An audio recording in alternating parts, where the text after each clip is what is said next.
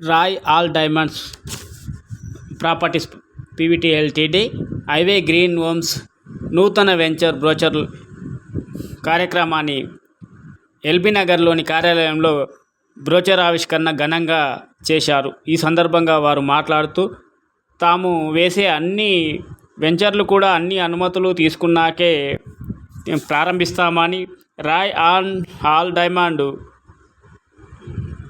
కస్టమర్ల మన్ననలు పొందుతుందని,